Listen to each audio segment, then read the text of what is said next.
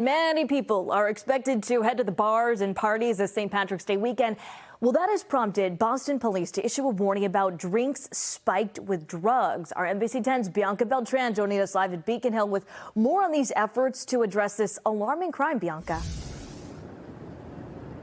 And today we received new information from the Boston Police Department that provides a glimpse into the prevalence of this crime. They told us that this year, 15 incidents of drugged drinks have been reported to the police department. Last year, 107 incidents were reported. Now today we spoke with a local student who reported her experience with drugged drinks, and her experience prompted legislation to be filed to help prevent this crime from happening to others.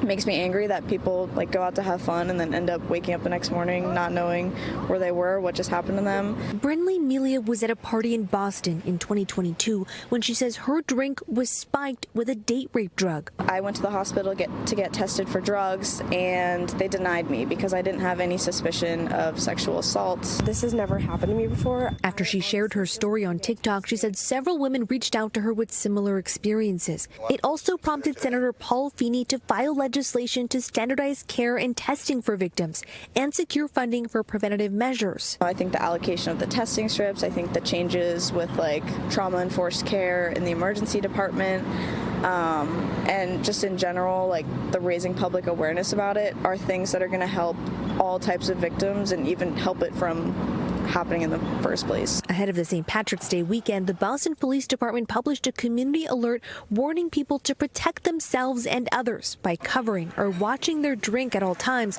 and keeping an eye out for symptoms like dizziness or nausea. In order to truly shift the burden away from victims, we really need to disincentivize criminals. Boston City Councilor Gabriela Coletta says the city is working with the Boston Police Department and businesses to not only prevent this crime, but also catch those responsible. We've worked with them to try to install cameras around their bars to be able to go back and see if there unfortunately has been an instance, and so victims can feel like they have some sort of justice.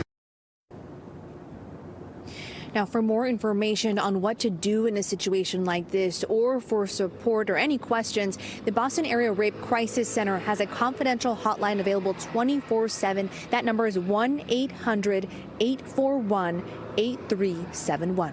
Reporting on Beacon Hill, I'm Bianca Beltran, NBC 10 Boston.